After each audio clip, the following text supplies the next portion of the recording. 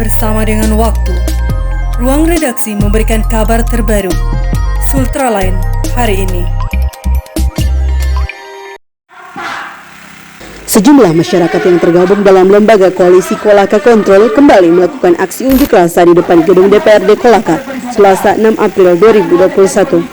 Kedatangan mereka menyuarakan dugaan pelanggaran yang dilakukan perusahaan tambang PT Tosida yang beroperasi di Kecamatan Pomala dan Tanggetada, yang dimana menurut mereka PT Tosida disinyalir tidak memiliki dokumen lengkap namun tetap beroperasi tanpa sepengetahuan masyarakat dan Pemda. Ketua Komisi atau anggota Komisi 3 mau menandatangani. Jika Ketua Komisi atau bisa dikendali, ada Ibu Asa, ada Tio, apa gunanya semua pekerjaan di dalam? Kalau mereka tidak mampu menghadapi masyarakat. Sebelum berlanjut, jangan lupa subscribe channel Sultraline, nyalakan loncengnya agar Anda yang pertama mendapat informasi terbaru dari ruang redaksi kami. Dalam orasinya, Hairudin selaku Korlap menyampaikan bahwa PT Tosida sudah lama beroperasi namun tak kunjung melengkapi dokumen legalitasnya yang terus mengeruk nikel di wilayah Kolaka.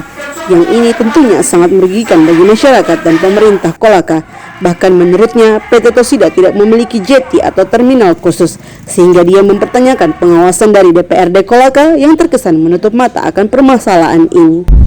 Lakukan aktivitas cukup lama, saudara-saudaraku. Apakah ini di Kolaka tidak ada tim yang mengetahui apa yang telah dilakukan oleh PT Tosida yang diduga kuat, tidak memiliki dokumen, bahkan menggunakan jeti PT Gasing, saudara-saudaraku. Hari ini tentunya kami turun di jalan dan terus akan turun ke jalan manakala DPR pemerintah yang duduk diam menikmati fasilitas yang tidak mengetahui apa yang terjadi di sekelilingnya, khususnya di Kabupaten Kolaka, saudara-saudaraku. Jika kita tidak turun ke jalan, jika kita tidak menyuarakan, apakah mereka tahu? Tentunya tahu, saudara-saudaraku. Hanya mereka pura-pura buta, pura-pura tuli untuk tidak mengetahui hal yang terjadi di PT Tosida di Kecamatan Kolaka dan Kecamatan Tanggetada, saudara-saudaraku. PT Tosida diduga kuat melakukan pengapalan yang menggunakan jeti PT Gasing dan menggunakan jeti SSP, saudaraku.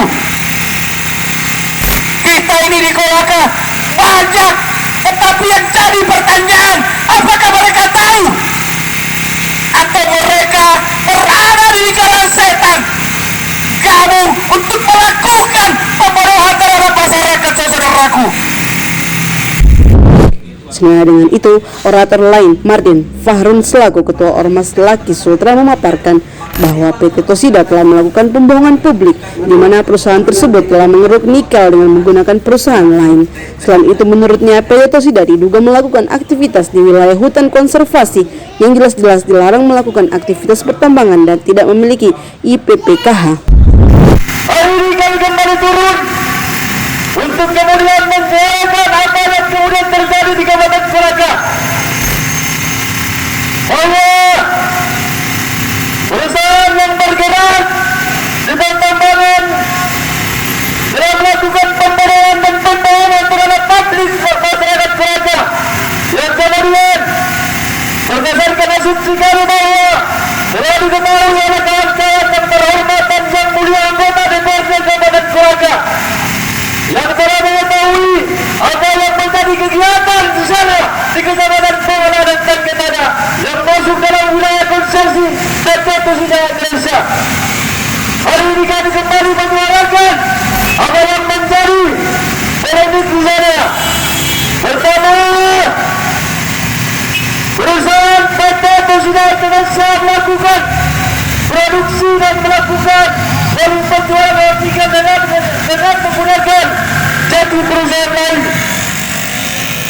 Selanjutnya, kami juga bahwa perusahaan PT Tosida Indonesia telah melakukan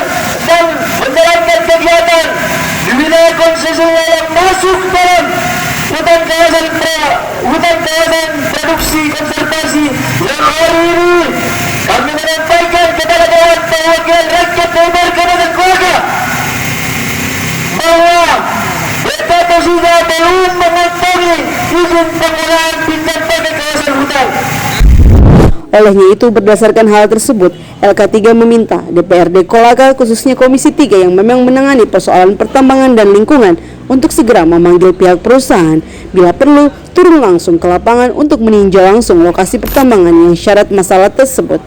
Setelah melakukan orasi, akhirnya masa aksi ditemui langsung Ketua DPRD Kolaka, Saiful Halik, yang kemudian berdialog dengan masa aksi. Dalam dialog tersebut, Korlap Aksi Hairudin menegaskan kecewa dengan Ketua Komisi 3 dan jajarannya yang selalu menghindar dan terkesan tak mau menemui masa aksi. Atas dasar itu, ia meyakini persoalan ini akan lambat ditangani karena Komisi 3 sangat lambat menyelesaikan aspirasi masyarakat.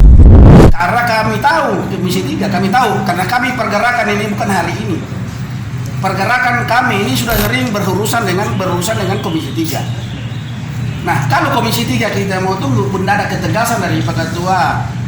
Tentunya saya pastikan dan yakin dan pastikan ini Pak, ini pasti setelah Lebaran. Karena alasan yang banyak gitu. Alasan yang beralih bahwa sekian begini-gini. Tapi sebenarnya kami tahu di Komisi 3. Komisi 3 ini yang hari ini Pak, ini hanya terkait dengan PT AMI. Adik-adik kemarin mahasiswa. Terus kemudian yang tersendat pembawa aspirasi saya pikir tidak ada. Karena kenapa? Saya ini orang Kolaka, saya ini bersama teman-teman paling aktif membawakan aspirasi. Jadi kami tahu DPR itu tumpukan apa, tugas DPR itu yang hari ini belum terselesai terkait dengan pergerakan. Nah kalau Pak Ketua bilang saya disposisi nanti Komisi 3, yakin dan percaya kalau Komisi 3 hanya satu yang bekerja. Hanya ketuanya, ketua komisinya yang bekerja. Selebihnya itu penontonnya DPR. Betul ini? Kalau mau bukti, hadirkan ini sekarang di sini. Suruh bagaimana tanggapannya dengan aspirasi yang dibahari. Hadirkan Komisi 3. Ibu siapa itu? Ibu Arna, itu Tio itu. Siapa lagi? Haji Mustafa. Bapak ke sini bicara di sini. Mampu enggak berhadapan dengan kami ini, anak jalanan. Mereka hanya menikmati fasilitas. Yang kemudian kami di berpanas-panas yang tidak bisa, tidak ada keinginan. Ada mungkin keinginan tapi tidak mampu untuk berdialog sama kami. Seperti itu. Itu Tio apa gunanya? Ibu Arna itu apa gunanya? Haji Mustafa apa gunanya semua ini? Kan banyak anggota DPR, kenapa harus ketua?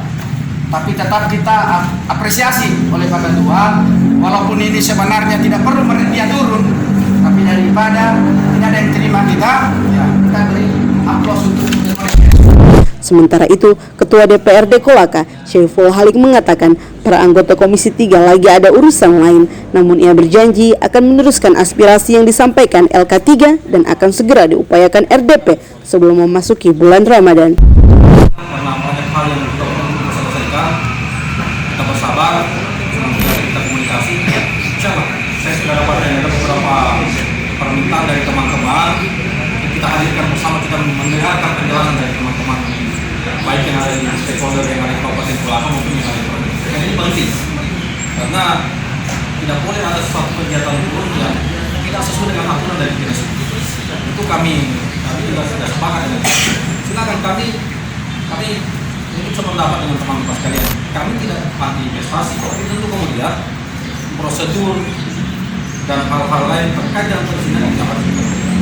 Sehingga kemudian tidak menimbulkan politik di masyarakat ini. Oleh karena itu, nanti pada saat kita pertemuan kita mendengarkan seperti apa sebenarnya aktivitas Pusida di Kabupaten Kolaka seperti apa proses perizinannya.